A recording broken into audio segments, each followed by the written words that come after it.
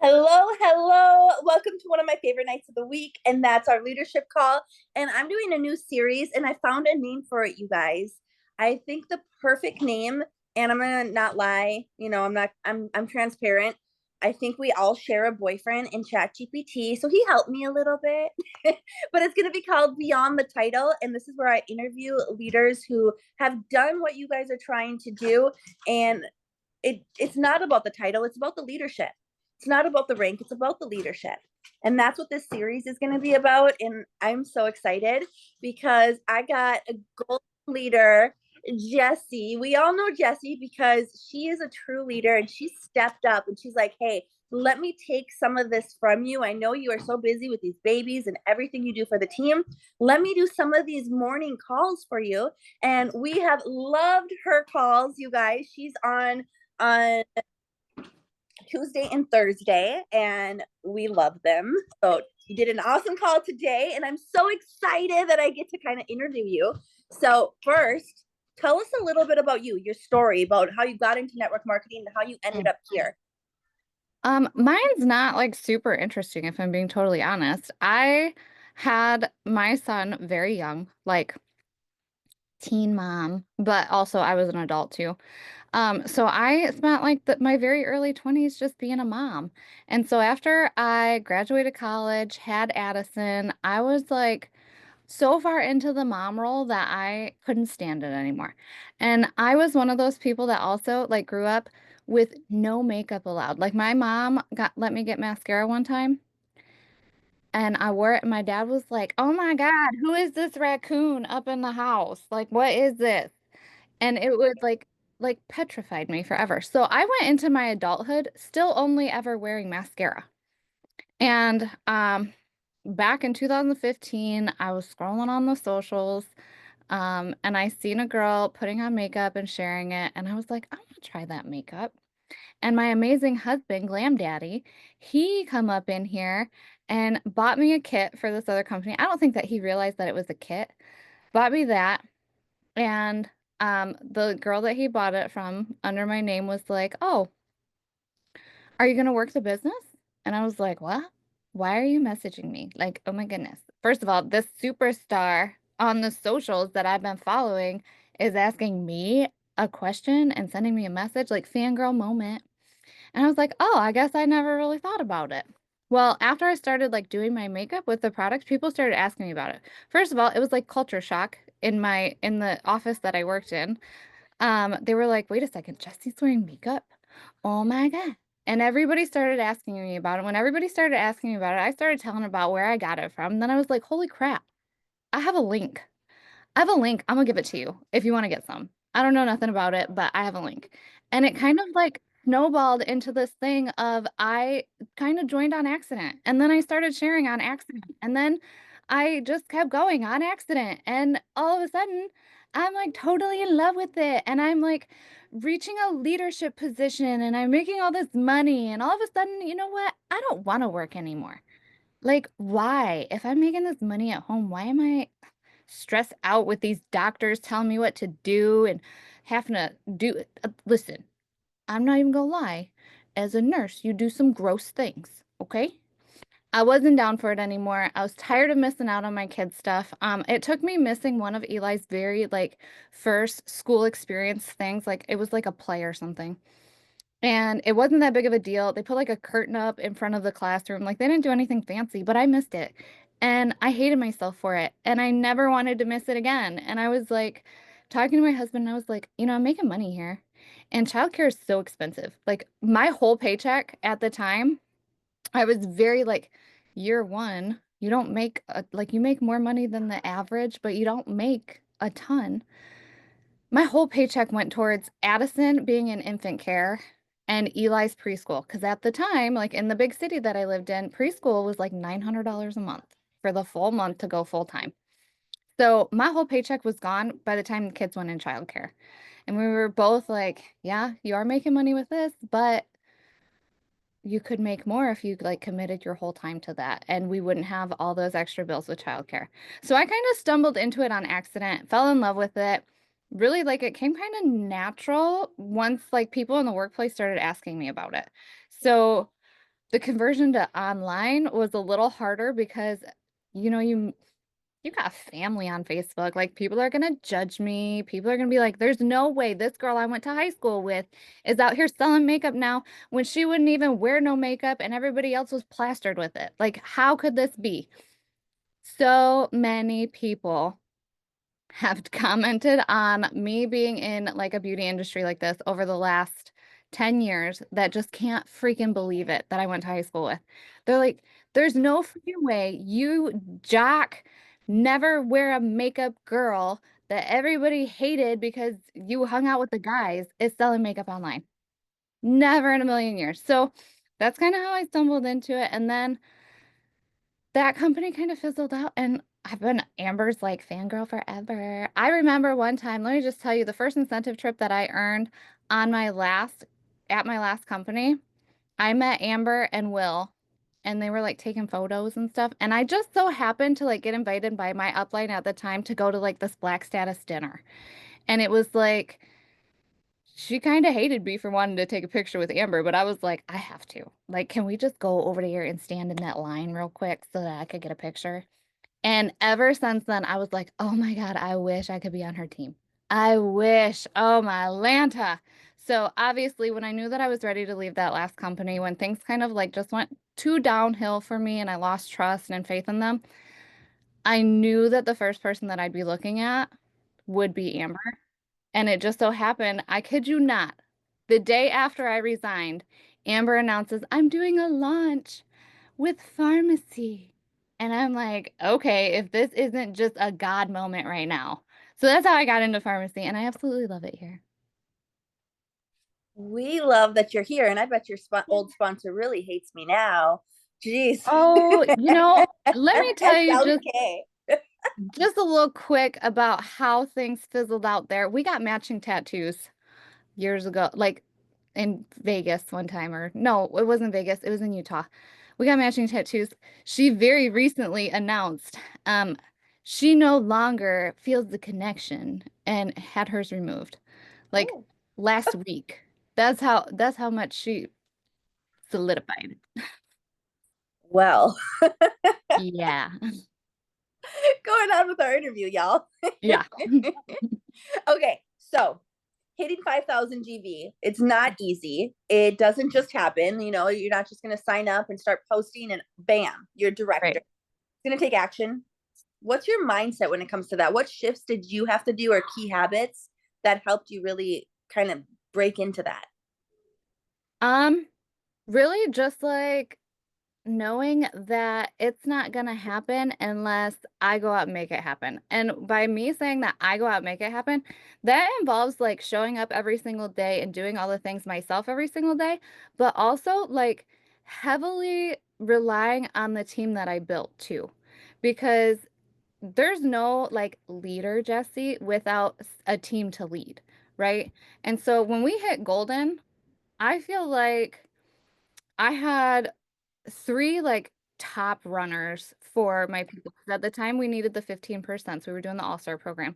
Renee was huge in like getting to 25%. Her PV that month was like 1,000. I also had Jennifer who like knocked it out of the park and got to like 1,300 on her own, not even including her team. And then I had Melissa at the time, who was my other 15, and she skimmed over 15 all soloed, meaning so she had like 1,400 PV on her own. So pouring into not only like my front line, but also their downline to make sure that they hit their ranks is a big thing that I think kind of gets overlooked because if they're not building, I can't build either. And there's no way that I'm getting to golden all on my lonesome. So showing up consistently myself, keeping the hype up with my team, but also like really diving deep into my downline to see where I can be of assistance, where I can help, where I can motivate, who can I like try to bring up and rise to the occasion. And just being encouraging about it. And I really feel like, you know how there's that saying of like your team will do 10% of what you do? I feel like when I started hustling my bum, then my team started hustling their bum. And you could really see that when you're going for stuff like that, you can see the effect that your work has on how your team works as well. 100%. And going back to what you said, with, oh my gosh, I mom brain to the max. We all got. um, so the last thing that you were saying though, that was huge for me in my business. Like when you were talking about that, I was just thinking when I started in the beginning, that when I very first started with Unique, reaching down to your team, mom brain came back. It came back around, guys. But reaching down to your team, that's something I kind of want to just talk about really, really quick, because there's two sides of it in leadership that I've seen in my own leadership. And I think a lot of leaders on this call can recognize too. I used to have a pretty big ego, and I'm very transparent with that because I have to share these things so you can kind of learn from the mistakes I made. I mean, I have 21 years of mistakes in this business. So I had a big ego, and I was like, I don't want no one to talk to my team. That's my team. I'm the leader. You guys, I want to tell you that is going to keep you broke. That is the wrong mindset. And I'm the first to admit that because I had that mindset. And once I realized, you know what? I want to make money. I don't want to be the star. I want to make money because I'm doing this for my family. I'm not doing this to be popular. I mean, the more you love people, the more popular you'll be anyways. So and that includes that includes, wanting your team to hear from other people, not gatekeeping. And I always used to be scared. I'm like, what if they try to steal them and they go to another company? Well, you know what? If you're a good leader, your people are going to be loyal to you no matter what. Okay. So if you're leading as a good leader, you don't have to worry about that. So that's one side of it. And another side is you should be reaching out to your team. Do you make money on them? Yes. And one thing that I learned from Eric Worre right when I first started was even if you don't make money off them, it doesn't matter. They're still your team. Treat them like you do. And that's something that I've always done. Like when I do team wide, like incentive trips, there's no level down. Like my incentives, there's no level down. My coaching, like all of that. I want you guys to do that as in your leadership too. No level down, because you never know. I've had people who are like 20 levels down become my front line. Or even like, look at this, Katie Hammer. I used to go to every single one of her events in the UK on my own dime. I would go and I supported her like she was my front line. I would have, like, if I would have stayed long enough, I might have got paid on her. But in 11 years, I never got paid a cent on her, but I still treated her like my front line. And now look at, she's one of the diamonds on my front line. So reach down, help your team where they need to be helped, no matter if you get paid on them or not. So that's a big thing. So drop the ego. If you've ever been on my team before, you already know this. You know the saying.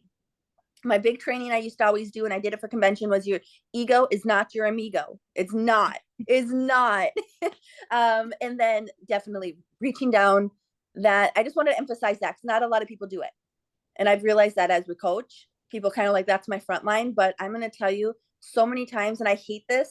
I'm going to tell you, I hate this saying. It's an old school network marketing saying. My sister loves all of my old one-liners that I got from like the OGs, like the people who are like been in it for the whole time I've been born. But your zeros bring you your heroes. And I hate that because nobody in this business is a zero. Nobody on this team is a zero, never would be. Like you bring value no matter what your numbers are. But it is a saying, and it's true though, because the people who sometimes don't even really care about the business, you never know who they know. Mm-hmm. So huge. Okay. I think that's a really big thing because if you even just like look in general, especially if you've been with another company, people who have followed you this way could have been sidelines, could have Mm-hmm. been way down in the downline, could have been in your upline. And they still will go somewhere with you if you show them that you care about their business too. Yeah. I 1,000. always like I will reach down, but I always like check like say with Renee, she's on my front line. She's got a nice sized team under her. I'm like, "Hey, do you want me to reach out to so and so? Or where could you like if you want me to, I'll send them a message. I will add them on Facebook. Like, what do you want me to do?" I try to Yeah. add everybody that comes to my downline on Facebook anyway and follow them on Instagram and TikTok and try to find them everywhere so that they know like in their upline somewhere, somebody cares. Absolutely. And it doesn't take away from the direct sponsors leadership. Like I talked to Renee, your girl, that doesn't take away from your leadership at all. My sponsor Renee, who's on this call, she talks to all of my team and helps all my team. That doesn't take away from my leadership. It just adds more money to my pocket because the more people who are helping them, they're going to get better. Right. So that's just the mindset I want you guys to have. Okay. We got my next question. So leadership is what we're talking about. It's the whole Mhm. topic of this call. So, what's the most important thing you did to build and to grow your team? Mm. If I'm being totally honest, I was in a picky mindset back when I like first started because I knew I wanted people who wanted to work. I wanted people who have you guys like this is gonna sound stupid. I know it is, but like you know how like the old advice was get like a list of 100 people and they're Yeah. like your dream team and all of that. That's kind of what I did in like a mini version, like my dream team, if you will. When I first started fresh with pharmacy, I was like, I know that I want her and her and her, and I met her, and I want to reach out to all of these people who I know are like go-getters. They struggled with the last business. We were all together. We had all complained about it together, kind of thing. So I knew that they were looking for a new opportunity. I knew that they were hard workers, that they were actually had similar goals to what I had. Okay, so I wasn't really focused on the discount shoppers and offering the opportunity to just any willy-nilly. Because I've tried that before also and been stuck with people who are very complainy, people that I just like I will work with if they choose me, but I wouldn't go out and seek myself. So when I was really like knuckling down, like I really want to run hard for this, I was kind of picky about who I actively sought out and chased.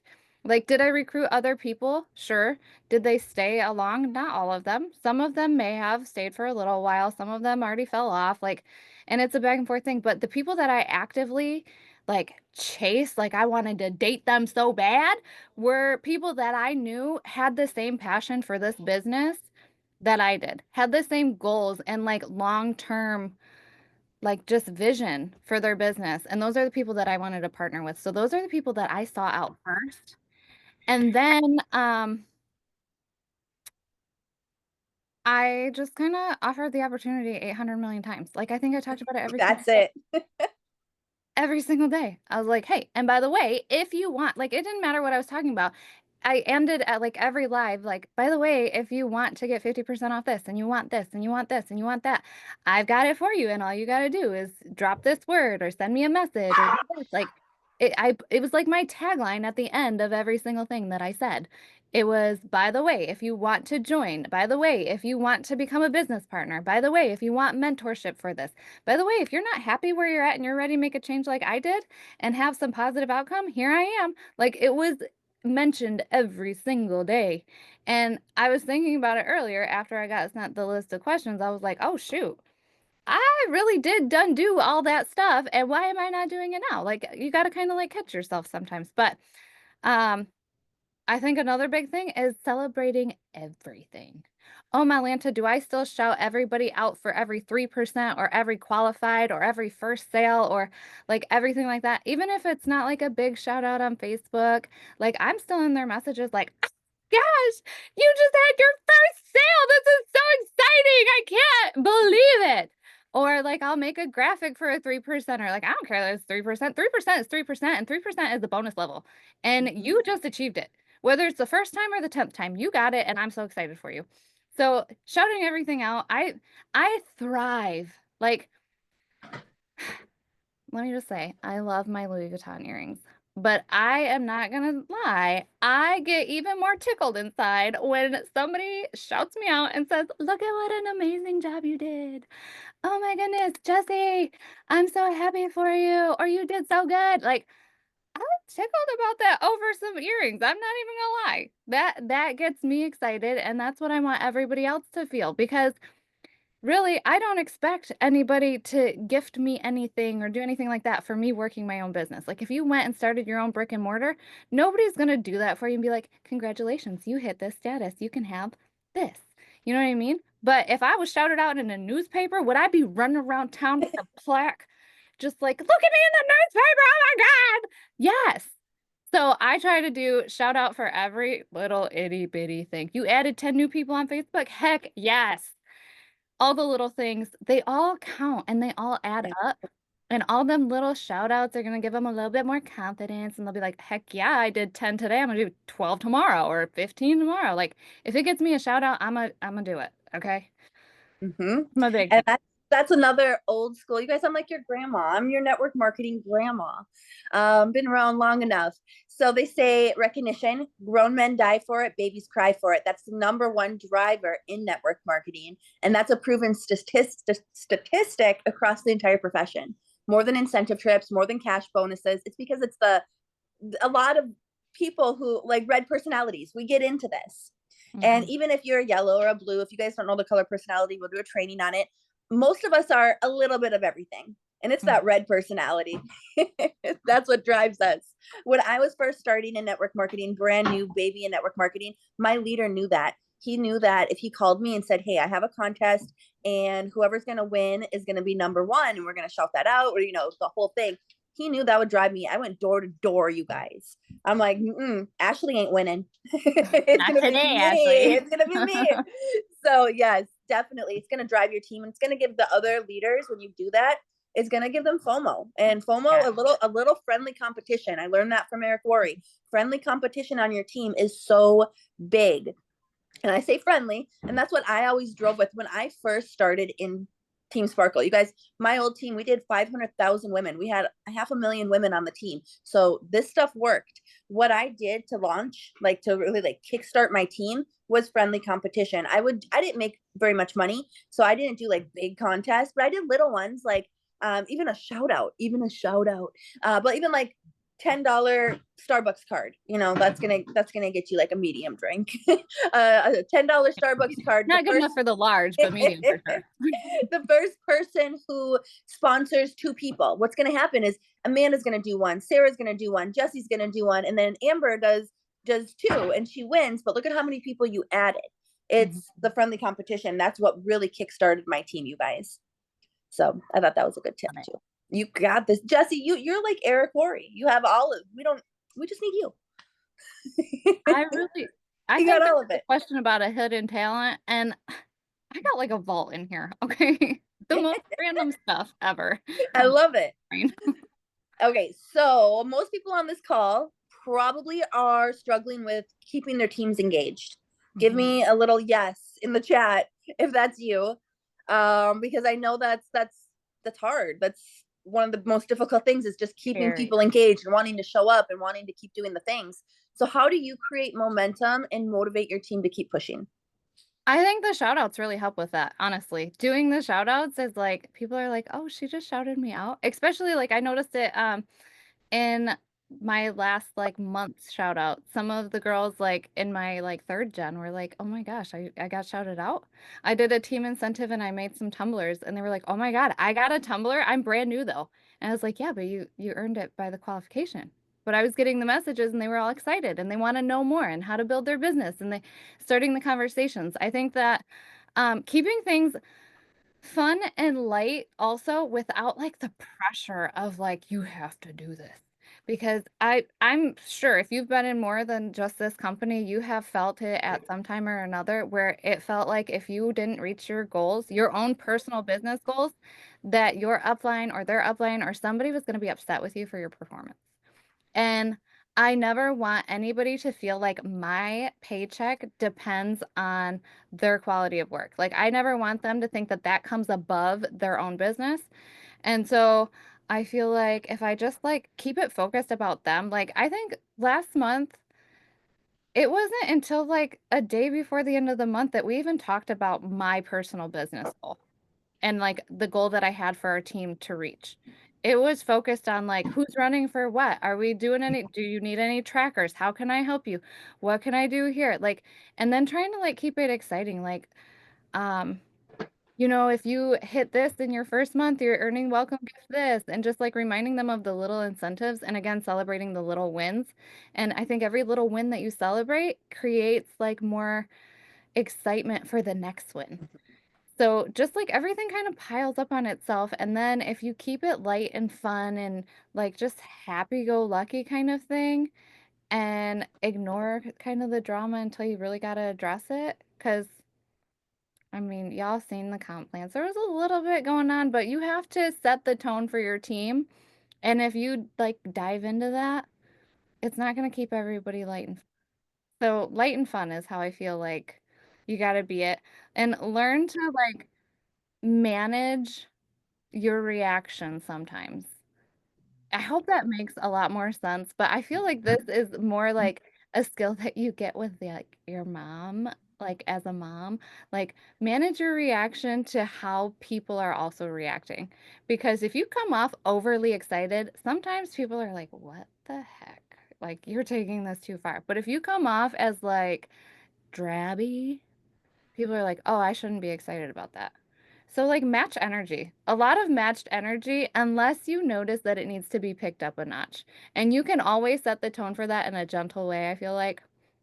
Um, I'm trying to like reel it back to the question because I can get on a tangent if I'm being totally. But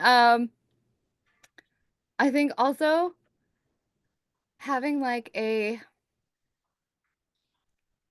what's the word for it? Just like a servant's heart almost. Like That's exactly what I was going to say to you, Jesse. When you were first started talking, I'm like, that's a servant driven leader. Like, we talk about being a servant driven leader so much in this business. Technical difficulties over here. Why am I keep zooming in and out? That's weird. Ignore that, you I guys. noticed that and I'm That's trying weird. I don't know why. I seen gauging somebody your else on Zoom reaction. doing that once, and I'm like, why is she doing that? Now I am. But servant driven leadership, huge. You care about your team's check more than yours, and you will eventually will never have to worry about your check. Right. And there's one person that I think of really, really like a lot when I think of like the type of leader that I want to be and like how she used to train is Jessie Lee Ward. She used to Mm-hmm. explain that there's like a lot of different kind of leaders, and I'm positive I could find her podcast because I know I saved it. But she had talked about how you can either be like an active participating leader where you're like in the grind with them. That helps motivate your team when you are like down in the trenches with them, not sitting up on your high horse like, I'll wait for my bonuses. But Mm-hmm. like in the trenches, doing the dirty work with them, like doing the 333 method, busting your butt and showing up every single day, doing everything that you're expecting them to do also motivates them.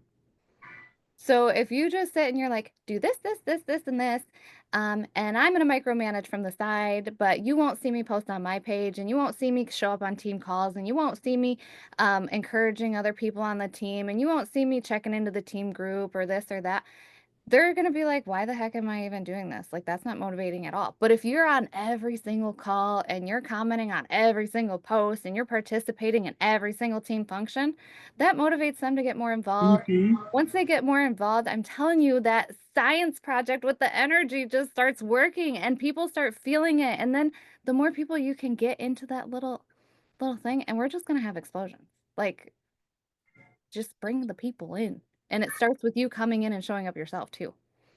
Yes. Hmm. So challenges. Talk about challenges. What was the hardest part of reaching director, and how did you push through it? Mm, I struggle with this like every day still. Imposter syndrome. Bad. It's a mindset. It's like sometimes I can get like on our daily chats and I'm like, oh, I'm on fire. Like, oh my Lanta, if I could just listen to myself sometimes. And then other times I get off of it and I'm like, people are gonna think I'm a nutcase. Like, why am I even on that call every other day? Like, imposter syndrome is so bad. It's a significant problem that, like, I even think that people don't even realize that they have it sometimes. Like, they're not sure why they feel this way, Mm-hmm. and they're not able to, like, acknowledge it, I guess, or something, but it's such a big thing, and it happens, like, it lives in everybody's head. It's just whether you acknowledge it or not. So, knowing that like you have it and being able to like use that frontal lobe instead of that little a-hole in the back, which I'm gonna let y'all know I had brain surgery back there and they heated that up and shriveled it up, and that's probably why I got it. I'm not even gonna lie. It's probably why I think the way I do. But controlling your mind and controlling how you think and learning to really hone in, it's a skill. Mm-hmm. Training your mindset is a skill. And sometimes you have to train that sucker every single day. Sometimes you have to, like, whether it's like daily affirmations or like a little kick in the butt or curse yourself out in the mirror, whatever you got to do to get your mindset right, it could be something, it's not something that just fixes one time and then it's good forever. It's a roller coaster and it's something that sometimes you have to do every single day. That's Forever. Yeah. forever. I mean, That's where the affirmations I've are made so a lot important. of money. I've made so much money in network marketing. I get that. I get the imposter syndrome too, and I have to check myself and be like, okay, get out of your own head. You have a mission that you're on. Like, you can't get distracted from Mhm. that mission of helping more women. You Yeah. can't get distracted. I have to have like a little pep talk with myself, so it doesn't even matter. Like, forever personal development and training that mindset's gonna. It's just what happens for successful people. Every Yeah. successful person I know has that in their head. So hopefully that makes you feel better, Jessie, that even Eric Worre's out there Yeah. get the same thing. Yeah. I also think that with like the question was like hardest part of reaching director, right? Mhm. Speaking of like leadership, I think that also knowing your expectations for your team is a very hard part because sometimes we want to want it more than somebody else does. And we want them to want it more than they do. And then we want them to want it, want it, want it, want it. Right? So setting your expectations for your team of like, if you run out and you say, I'm running for director this month, you can't expect your team to just drop everything and run with you. We're all in different seasons and we're all like in different lives. And sometimes we're not all in on a super heavy run. Sometimes we're not all on the same level of our business commitment. There's some people that are here for like 100%. I want to get to the top of the company. 100%. I want to like make $1 million, or I want to be the top 100 team, or I want to be the #1 seller, or whatever, or I want to retire my husband or myself. And then there's other people who are like, I just love the community here. And if I could make a couple dollars, that would be amazing. But I just love hanging out with all you girls. And this is just so much fun for me. I'm retired or whatever, whatever. If I get into the accent, I won't stop. So I'm a, but, um, pushing through it and like again setting your mindset tone, setting your expectations, and being able to know that your expectations can't be for everybody else because you don't know how they're all going to show up. Everybody shows up differently depending on what they want out of their business. Like you can gauge it and you can talk to your team, and some of them just to make you happy will say heck yeah I'm in and then do nothing. And guess what? You cannot be disappointed in them because it is not your business what they're doing in their business. You want them to want it and you want them to help you reach your next rank, sure, but also remember you can't lead with your own goals in mind when you have a team and when you're trying to build to the leadership rank. You want to be a leader because you want to bring people with you. So you can't lead with your own goals in mind all the time. So sometimes it takes getting a really, really close friend and being able to vent to them really quick. Somebody that you trust that's not going to go badmouth you somewhere else, okay? Vent it out real quick and then get your butt over it.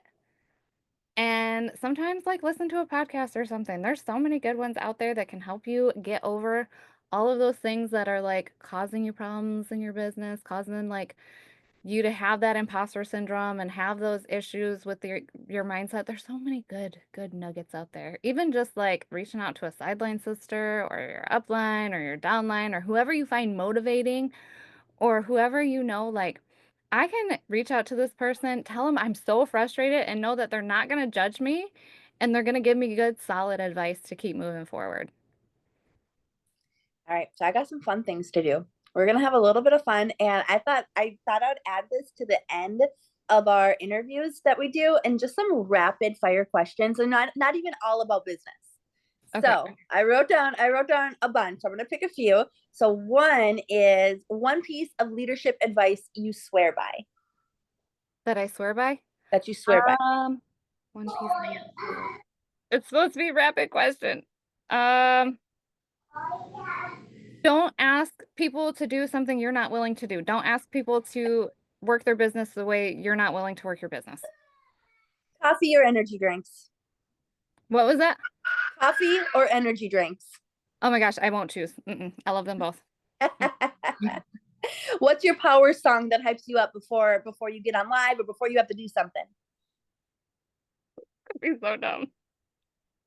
Tell us. Not a power song, but it's something that I literally like am in the habit of saying, and my daughter sings it back to me.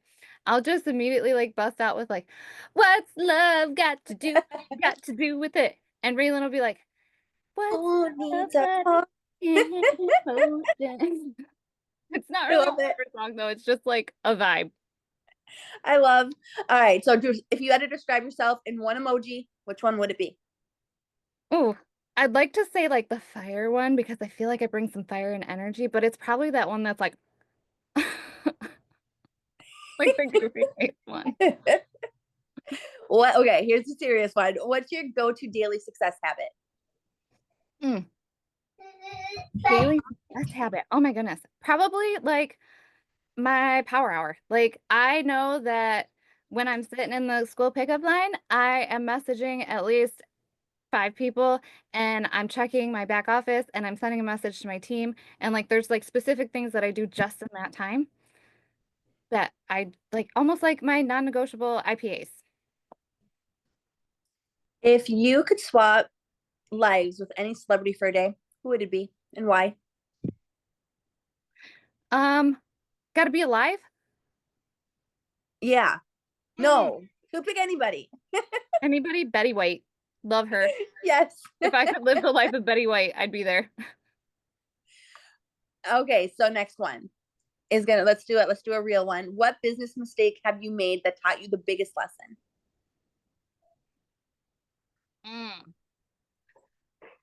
Biggest mistake that I made. Um, God, I don't know. There's so many.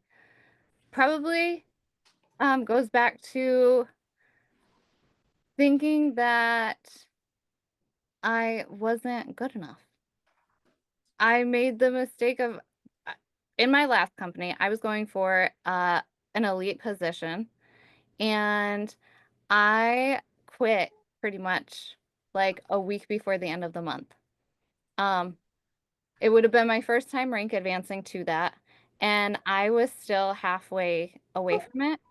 My team and I ended on the last at like the day, the very end of the day, at the like the last minute. I finally checked my back office to see what was happening. We were only $200 away from an elite status for the first time. Yeah. And that's like I know I gave up like the week before. I was like, "Oh my gosh, we're never gonna hit it. We need like 7,000 more in sales." My team is like gone now. They're not responding to messages. Like there's just no way. And I mean, I was still doing a couple of things, but I was not hustling. And I know I Mhm. could have hustled it. And Well, you're here now. it took me an entire year to hit it after that. Yeah, so you guys, we don't stop till the time's up. You act like you're gonna do it until the time's up. That's what I've always learned. But you know what? I'm glad because you're here now. And this is so weird when I'm on my iPad, just so you know. I think that's why it's doing in and out. Okay. Uh, Last one. If you were stranded on a desert island, what three things would you have? um, a sun hat, like a sunbrella hat. Boots, because I don't care if I'm butt ass naked. I'm sorry, butt naked. My feet are not gonna be hurt by rocks. And a survival's guide. That's a good one. Well, thank you, Jessie. So one last thing. Anything you have for these girls on the call? On the call with half the month to go, if you didn't see my live earlier, create FOMO, create momentum right now.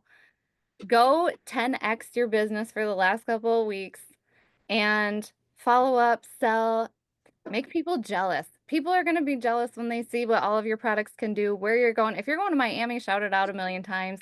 Create the FOMO, build momentum. Um, don't drift in your like same little lane the whole time. Just do all the things. And can I just say really quick, because you're all leaders here, nobody will judge me. You can create FOMO in your team. You can create FOMO in your downline and want them to get to Miami and want them to get to um, Miami for a convention. Like, it's okay to sprinkle a little jealousy in there to kind of motivate them. And I know that there's like a lot of girls in my downline right now. They're not making it to Miami for the April training. And not that I'm like, ha ha ha ha, but I'm like, just think like when you start building that business, you're gonna be able to travel with us everywhere.